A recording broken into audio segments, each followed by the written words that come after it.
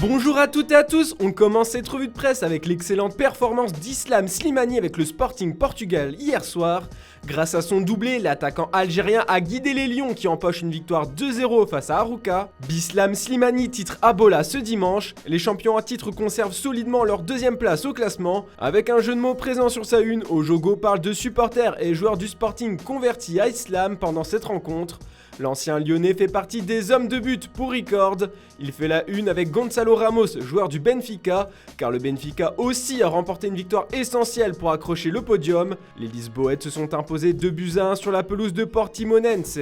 En Angleterre, Liverpool a remporté un match essentiel grâce à un but de Mané hier contre West Ham, mais la plus belle opération a été réalisée par Chelsea qui a écrasé Burnley 4-0. Malgré cela, Thomas Tuchel a été écœuré par des chants venus des travées de Stamford Bridge pendant le match. Les supporters des Blues se sont mis à scander le nom de Roman Abramovich, l'oligarque russe propriétaire du club londonien, pendant la minute d'applaudissements adressée au peuple ukrainien.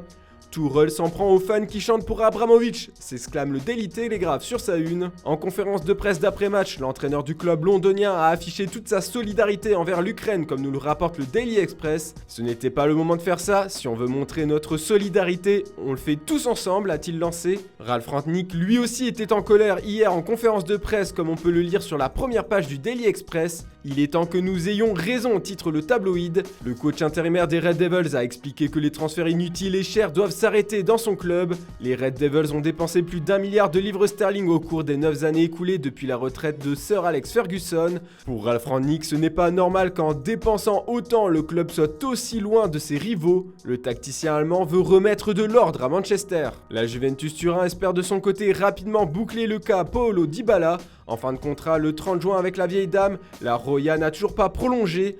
Où es-tu Dybala a écrit Tuttosport ce matin. L'attaquant argentin sera de nouveau absent ce dimanche pour affronter la Spezia. La Juve patine pour le prolonger. Ses pépins physiques récurrents ces dernières saisons font douter les dirigeants bianconeri.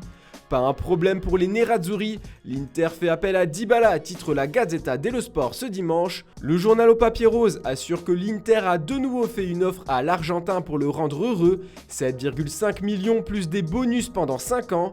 La Juve va peut-être rapidement réagir. Le FC Barcelone a repris son destin en main ces dernières semaines. Ils n'ont plus perdu un seul match depuis le 23 janvier. Ils ont inscrit 12 buts sur les 3 dernières rencontres qu'ils ont jouées. Que la série continue, écrit Sport sur sa première page. Le Barça se déplace à Elche cet après-midi. Ne t'arrête pas Barça, s'exclame Mundo Deportivo.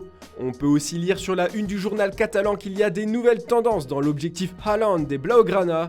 Le président du club, Joan Laporta, nie avoir négocié avec le buteur norvégien. Au Barça, nous ne négocions pas avec le joueur. Quand nous devons négocier, nous le ferons avec le Borussia Dortmund si les circonstances se présentent, a-t-il lancé aux journalistes lors d'un événement sportif. Xavi de son côté n'a pas démenti avoir rencontré Haaland mardi à Munich. On reste en Espagne, le leader du championnat continue d'imposer sa suprématie en tête de la Liga. Le Real Madrid a terrassé la Real Sociedad 4-1. 2 Français se sont particulièrement illustrés dans cette rencontre. Eduardo Camavinga a inscrit un but exceptionnel. Benzema a aussi trouvé le chemin des filets.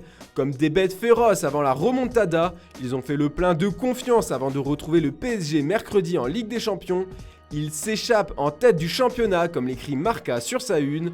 Ils ont 8 points d'avance sur leur dauphin Séville. Et on ne retrouve pas le même enthousiasme à Paris. Le PSG a été battu 1-0 par Nice hier soir. Ça vaut de l'or, titre Nice Matin ce dimanche. Andy Delors a été le bourreau du PSG avec son but à la 88e minute. On retrouve le même jeu de mots en une de l'équipe.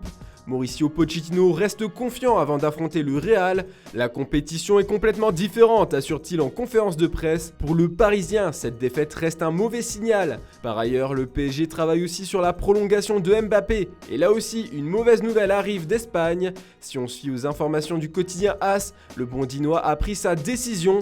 Il a déjà donné sa parole à Florentino Pérez, un salaire de 50 millions d'euros par an avec une prime à la signature de 100 millions d'euros proposée par le PSG n'a pas convaincu le joueur. Et pour revenir à la Ligue 1, l'OM affronte ce soir l'AS Monaco. Les Phocéens veulent récupérer la seconde place du classement, chippée hier soir par Nice.